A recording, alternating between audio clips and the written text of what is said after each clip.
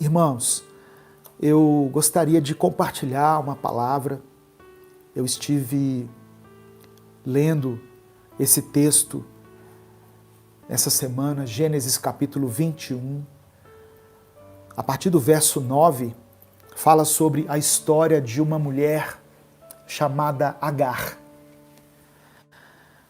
Gênesis capítulo 21, do verso 9 ao verso 21.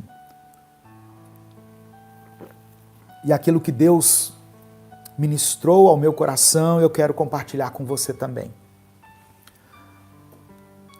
Abra sua Bíblia, Gênesis capítulo 21, versículo 9 até o 21.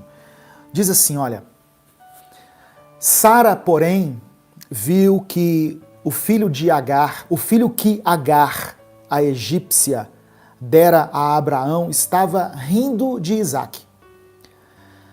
E disse a Abraão: livre-se daquela escrava e do seu filho, porque ele jamais será herdeiro como o meu filho Isaque. Isso perturbou demais Abraão, pois envolvia um filho seu. Mas Deus lhe disse: não se perturbe por causa do menino e da escrava. Atenda a tudo o que Sara lhe pedir, porque será por meio de Isaque que a sua descendência há de ser considerada. Versículo 13. Mas também do filho da escrava farei um povo, afinal ele é seu descendente.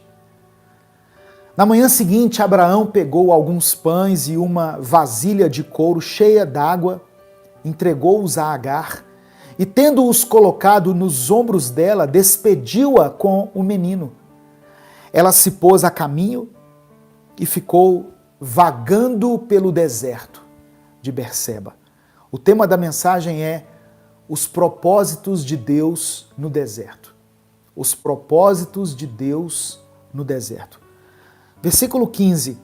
Quando acabou a água da vasilha, ela deixou o menino debaixo de um arbusto e foi sentar-se perto dali, à distância de um tiro de flecha, porque pensou: não posso ver o menino morrer.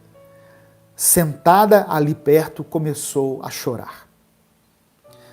Versículo 17 diz assim: Deus ouviu o choro do menino, e o anjo de Deus do céu chamou Agar e lhe disse: o que a aflige, Agar? Não tenha medo. Deus ouviu o menino chorar, lá onde você o deixou.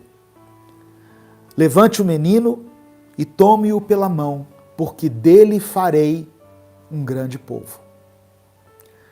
Então Deus lhe abriu os olhos, e ela viu uma fonte.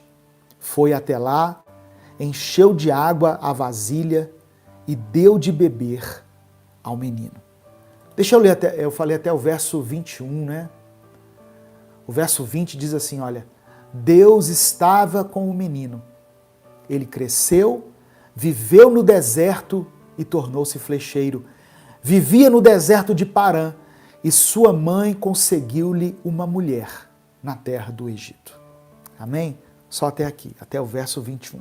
Irmãos, a história de Agar, da escrava egípcia chamada Agar. Essa história nos revela o amor de Deus por aqueles que experimentam um tempo de deserto, um tempo de dor, um tempo de sofrimento, aqueles que lutam com tudo que têm, embora tenham pouco, e eles não vejam os resultados. E quando as necessidades e quando os recursos, ou melhor dizendo, os recursos acabam e as necessidades se tornam latentes, essas pessoas não conseguem ver resultado e aí pensam em desistir. Agar é o retrato de pessoas cujos recursos chegaram ao fim e ela não viu mais nenhuma possibilidade. E o que ela conseguiu fazer foi se assentar e chorar. Mas quando nós entregamos os pontos, quando nós jogamos a toalha, quando nós reconhecemos que não há mais em nós força, Deus começa a fazer a obra em nossa vida. E quando Deus começa a fazer uma obra, Deus não faz pela metade. Deus faz uma obra por completo na nossa vida. Agar era uma escrava. E ela teve um filho bastardo com Abraão. Mas por causa do ciúme de Sara, que era a esposa de Abraão, Agar foi levada ao deserto, junto com o seu filho, com Ismael. O nome Ismael significa o Senhor ouve. Olha que tremendo. O nome Isaque significava Deus me deu riso, Deus colocou em mim um sorriso, Deus me trouxe alegria. Isaque simbolizava para Sara alegria. Alegria de ter a sua fertilidade, a sua esterilidade restaurada. Porque Sara era uma mulher estéril, mas havia uma promessa de Deus sobre a vida de Abraão e Sara, de que eles seriam pais de uma grande multidão. Mas quem pode curar a esterilidade de alguém já na velhice? E foi isso que Deus fez na vida de Sara. Por isso, quando Isaque nasceu, ela o chamou de Isaque, porque ele me trouxe riso, ele me trouxe alegria. Mas enquanto Isaque trouxe riso, trouxe contentamento para a vida de Sara, Ismael, o filho bastardo, trazia descontentamento. Só que o nome Ismael significa Deus ouve, o Senhor ouve. Deus tinha um propósito na vida de Isaque? Sim, mas Deus também tinha um propósito na vida de Ismael. Embora ele fosse um filho bastardo, embora a sua mãe fosse escrava, embora eles estivessem no deserto, embora os seus recursos estivessem esgotados, todas as circunstâncias eram contrárias. Mas Deus tinha uma promessa, Deus tinha um propósito. E quando Deus tem um propósito, nada pode fazer com que o propósito de Deus não se cumpra. Amém? Eu creio que algumas pessoas já estão entendendo essa palavra. Em nome de Jesus, já existe um mover de Deus sobre esse culto, sobre essa transmissão, sobre essas pessoas que estão assistindo.